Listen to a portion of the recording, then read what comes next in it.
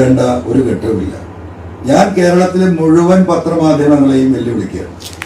കേരളത്തിൽ ഇടതുപക്ഷ വെല്ലുവിളി എൻ്റെ ജീവിതത്തിൽ നടത്താൻ ആഗ്രഹിക്കുന്ന ഒരാളല്ല. പക്ഷെ ഈ ഒരു ഘട്ടത്തിൽ വെല്ലുവിളിക്കാതിരിക്കാൻ നിർവാഹമില്ല. അത്തരത്തിലുള്ള എക്സിറ്റ് പോൾ റിപ്പോർട്ടുകളാണ് പുറത്തു വന്നുകൊണ്ടിരിക്കുന്നത്. കേരളത്തിലെയും ഇന്ത്യയിലെയും മുഴുവൻ പത്രമാധ്യമങ്ങളെയും ഈ പറയുന്ന ഏഷ്യാനെറ്റ് ഉൾപ്പെടെയുള്ള കേന്ദ്ര ഗവൺമെന്റിനോടൊപ്പം നിൽക്കുന്ന BJPയോടൊപ്പം നിൽക്കുന്ന ഒട്ടനവധി ചാനലുകളുണ്ട്. എല്ലാവരെയും ഞാൻ വെല്ലുവിളിക്കുകയാണ്. ആ വെല്ലുവിളി എന്ന് പറയുന്നത് 1 കോടി രൂപ 225 സീറ്റിൽ മേലെ മിനിയാന്ന് നൽകിയ സർവേ റിപ്പോർട്ട് ചെയ്യാൻ 193 സീറ്റാണ് BJP NDA മുന്നണിക്ക് നേടാൻ കഴിയുക. പരമാവധി 200 സീറ്റ് എന്ന് പറയുന്നത്. ഇപ്പോൾ വോട്ടിംഗ് മെഷീനുമായി ബന്ധപ്പെട്ടിട്ടുള്ള വലിയ ചർച്ചകൾ നടക്കുകയാണ്. അതിലെ മാനിപ്പുലേഷനെ കുറിച്ച് വലിയ ചർച്ചകൾ നടക്കുകയാണ്. അതിൽ മാനിപ്പുലേഷൻ നടന്നിട്ടുണ്ടെങ്കിൽ പോലും 225 സീറ്റിന് മുകളിൽ NDA മുന്നണിക്ക് ഇന്ത്യയിൽ നേടാൻ കഴിയില്ല എന്ന് ഞാൻ ഉറച്ചു വിശ്വസിക്കുക മാത്രമല്ല, അതല്ല BJP അധികാരത്തിൽ വരുമെന്ന് പറയുന്ന ഈ എക്സിറ്റ് പോൾ ഫലങ്ങൾ 1 കോടി രൂപക്ക് അവരോട് ബെറ്റ് വെക്കാൻ ഞാൻ തയ്യാറാണ്. തയ്യാറുള്ള പത്രമാധ്യമ കമ്പനികളുണ്ടെങ്കിൽ 50 ലക്ഷത്തിന്റെ DD എടുത്തിട്ട് അവരൊന്ന് മുന്നോട്ട് വരട്ടെ. തിരിച്ചാണ് ഫലമെങ്കിൽ എനിക്ക് 50 ലക്ഷം തന്നാൽ മതി. തിരിച്ച് 1 കോടി രൂപ അവരോട് ഈ പന്തയത്തിന് തയ്യാറാണ്. അതുപോലെ തന്നെ കേരളത്തിലെ പത്രമാധ്യമങ്ങൾ നമുക്കറിയാം, തുടക്കം മുതൽ 2 സീറ്റ് 3 സീറ്റ് 4 സീറ്റ് എന്ന് പറഞ്ഞ അവസാനം കേരളത്തിലെ പത്രമാധ്യമങ്ങൾ എത്തി നിൽക്കുന്നത് ഒരു 5 സീറ്റിലാണ്. 10 സീറ്റിൽ കുറവ് ഇടതുപക്ഷ ജനാധിപത്യ മുന്നണിക്ക് കേരളത്തിലെ ഈ തെരഞ്ഞെടുപ്പിൽ 10 സീറ്റിൽ കുറഞ്ഞാൽ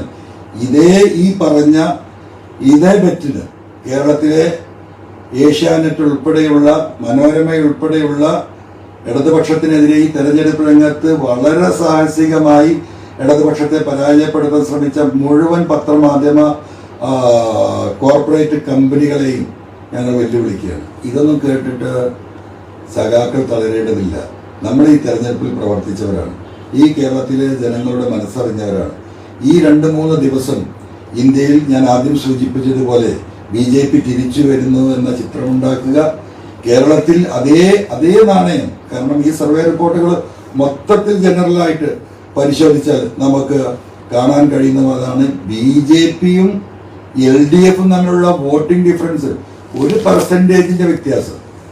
CPMനും ഇടതുപക്ഷത്തിനും 12% വോട്ട് നഷ്ടപ്പെടുന്നു. 10-14-15% BJPക്ക് വോട്ട് വർദ്ധിക്കുന്നു. 1% വ്യത്യാസത്തിലേക്ക് പോകുന്നു. നമ്മൾക്ക് 1 സീറ്റ് പോലും കിട്ടുന്നില്ല. വളരെ പ്രയാസപ്പെട്ടാൽ 1 സീറ്റ് ഇടതുപക്ഷത്തിന് കിട്ടും. 3 സീറ്റല്ല 4 സീറ്റ് BJP അക്കൗണ്ട് തുറക്കാൻ പോകുന്നു. ഈ ഒരു അവസ്ഥയിലുള്ള ഈ റിപ്പോർട്ടുകൾ കേട്ട് ഒരു സഖാവും ഇന്ന് രാത്രി ഉറങ്ങാതിരിക്കേണ്ടതില്ല. 4-ാം തീയതി ഒരു ദിവസമുണ്ടെങ്കിൽ അന്ന് ഇന്ത്യയിലെ മതേതര ജനാധിപത്യ വിശ്വാസികളെ സംബന്ധിച്ച് ഒരു ആശ്വാസത്തിന്റെ തെരഞ്ഞെടുപ്പ് ഫലം വരും. ഒരു കാരണവശാലും NDAക്ക് തിരിച്ച് ഭൂരിപക്ഷം കിട്ടുന്ന ഒരു രാഷ്ട്രീയ സ്ഥിതിവിശേഷം ഉണ്ടാകില്ല. അങ്ങനത്തെ ഒരു രാഷ്ട്രീയ സ്ഥിതിവിശേഷത്തിലേക്ക് ഇപ്പോൾ പുറത്തുവിട്ടിരിക്കുന്ന എക്സിറ്റ് പോൾ ഫലങ്ങൾ ആ രീതിയിലാണ് പ്രതിഫലിക്കുന്നതെങ്കിൽ നമുക്ക് ഇന്ത്യയിലെ ഈ തെരഞ്ഞെടുപ്പിൽ EVM എന്ന് പറയുന്ന ഈ മെഷീനും ഈ സംവിധാനത്തിലും 1% പോലും നമുക്ക് വിശ്വസിക്കാൻ കഴിയില്ല. മാത്രമല്ല, ഇതെല്ലാവർക്കും ബോധ്യപ്പെട്ടുള്ള കാര്യമാണ്. അതുകൊണ്ട് ഈ തെരഞ്ഞെടുപ്പിൽ അത്ര വലിയൊരു മാനിപ്പുലേഷൻ നടത്താനൊന്നും ഒരു രാഷ്ട്രീയ പാർട്ടിക്കും കഴിയില്ല എന്ന് വിശ്വസിക്കുന്നത് കൊണ്ട് ഒരു 5-10% മാനിപ്പുലേഷൻ നടത്തിയാൽ പോലും അതിനെപ്പോലും മറികടന്നു വരുന്ന ഒരു ജനവിധി കേരളത്തിൽ ഉണ്ടാകും, ഇന്ത്യയിൽ ഉണ്ടാകും. ഇന്ത്യ മുന്നണി BJPയെ പരാജയപ്പെടുത്തി അധികാരത്തിൽ വരും. കേരളത്തിൽ 10 സീറ്റിൽ കുറയാത്ത സീറ്റുകൾ ഇടതുപക്ഷ ജനാധിപത്യ മുന്നണിക്കുണ്ടാകും.